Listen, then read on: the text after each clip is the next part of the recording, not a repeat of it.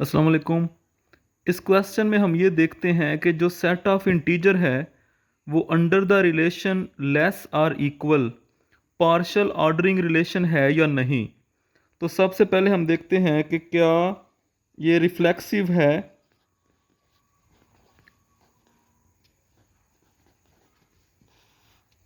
अच्छा देखें, हमें पता है कि कोई भी जो इंटीजर है वो अपने आप से लेस आर इक्वल इक्वल तो होता है, ये लिखा जा सकता है।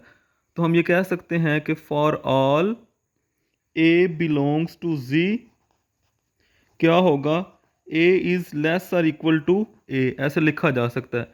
क्योंकि हर जो नंबर है वो अपने इक्वल तो होता ही है।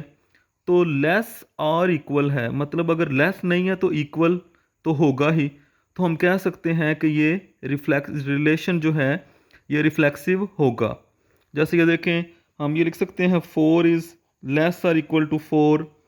इसी तरह हम लिख सकते हैं 3 is less or equal to 3। तो हर नंबर जो वो अपने से लेस आर इक्वल लिखा जा सकता है। लेस तो नहीं होता, असल में ये जो सिंबल है ये होता है लेस और इक्वल। तो दोनों में से एक बात भी अगर ठीक हो तो ये इनइक्वालिटी ठीक होती है। तो इक्वल तो हैं, तो हम कह सकते हैं हर नंबर जो है वो खुद से लेस और इक्वल होता है। इसके बाद हम देखते हैं एंटी सिमेट्रिक। अच्छा, ये जो एंटी सिमेट्रिक है, जब हम ये चेक करेंगे तो इसमें ये होगा कि अगर हम ये कहते हैं कि ए जो है वो लेस और इक्वल टू बी है और बदले में क्या होना चाहिए, एंड बी इज़ लेस और इक्वल टू ए, तो देन क्या होगा, A is equal to B. और ऐसा नंबर्स में होता है। अगर हम ये प्रूव कर दें ए लेस और इक्वल टू बी है और जो बी है वो लेस और इक्वल टू ए है, तो फिर definitely A is equal to B हो जाता है। और यही तो एंटी सिमेट्रिक प्रॉपर्टी है। जैसे देखिए, हम सेट्स में कहते हैं ना कि अगर ए सबसेट हो बी का और बी सबसेट हो ए का, then A is equal to set B होता है। तो एंटी सिमेट्रिक में यही प्रूव करना था कि अगर A lesser equal to B है और B lesser equal to A है तो फिर प्रूव करें ए इक्वल टू बी होता है, तो डेफिनेटली फिर होगा वो। अच्छा, इसके बाद अगर हम देखें यहाँ पे ट्रांजिटिव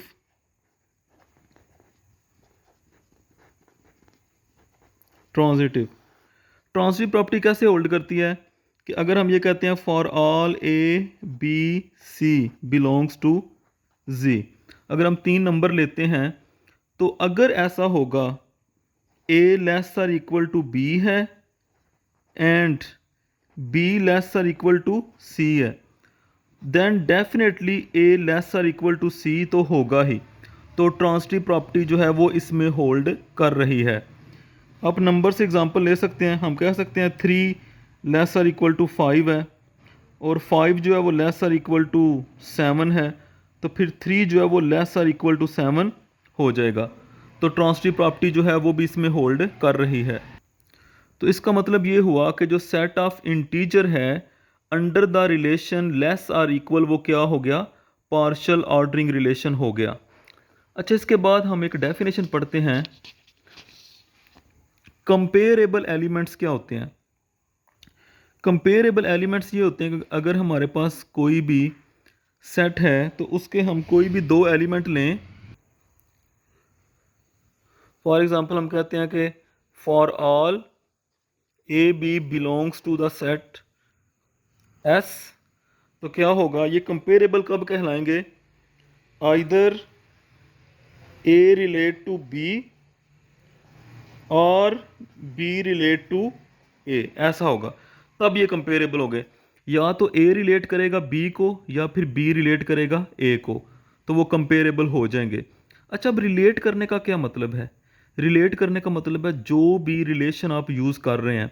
मिसाल के तौर पे आप सेट ऑफ पॉजिटिव इंटीजर्स हैं, आप उसके अंदर अंडर द रिलेशन डिवीजन बात कर रहे हैं, डिवीजन का रिलेशन है। तो अब रिलेट करने का मतलब क्या है, डिवाइड करना। मिसाल के तौर पे हम 2 नंबर लेते हैं, एक नंबर लेते हैं 2 और एक नंबर है 4। ये हमने पॉजिटिव इंटीजर में से लिया है। अब देखते हैं क्या ये दोनों कंपेरेबल हैं।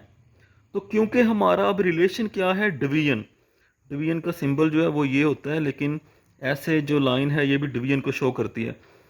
तो देखिए हम कह सकते हैं कि जो 2 है वो डिवाइड करता है 4 को, ठीक है। हालांकि जो 4 है वो डिवाइड नहीं करता 2 को, लेकिन 2 तो डिवाइड कर रहा है ना 4 को। तो ये हम कह सकते हैं कि जो 2 है वो रिलेट कर गया 4 के साथ। तो एक कंडीशन पूरी हो जाए, या तो ए रिलेट कर जाए बी को, या फिर बी रिलेट कर जाए ए को। तो 2 ने डिवाइड कर दिया 4 को, तो ये क्या हो गए, 2 और 4 क्या हो गए, कंपेरेबल हो गए अंडर द रिलेशन डिवीजन।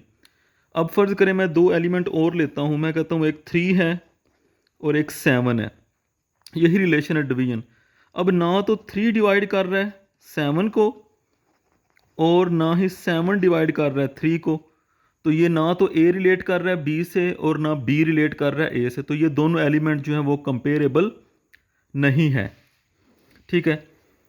अच्छा, इसी तरह अगर हम कहते हैं कि हमारे पास कोई एक सेट है ए, उसके एलिमेंट हैं 1 2 3, उसका हम पावर सेट बना लेते हैं,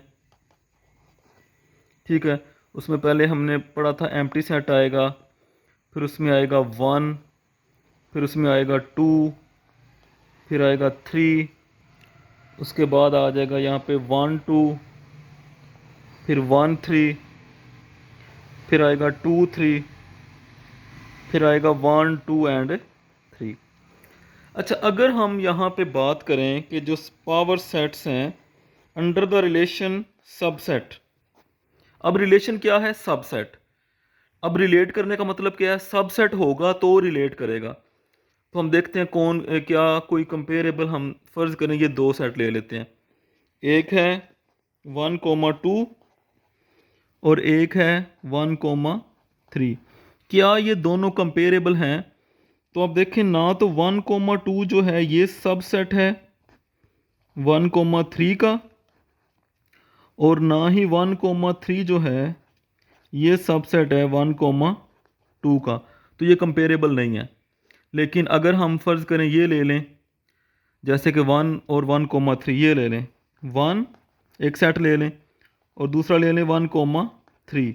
तो अब हम कह सकते हैं कि ये जो पहला सेट 1 है ये सबसेट है 1 3 का, सबसेट हो गया मतलब रिलेट कर गया, तो ये क्या हो जाएगा, कंपेरेबल हो जाएगा। तो कोई भी 2 एलिमेंट कंपेरेबल कब होंगे, या तो ए रिलेट करे बी को या फिर बी रिलेट करे ए को। और अगर ऐसा नहीं होता तो फिर हम कहेंगे कि वो क्या है, इनकम्पेरेबल है।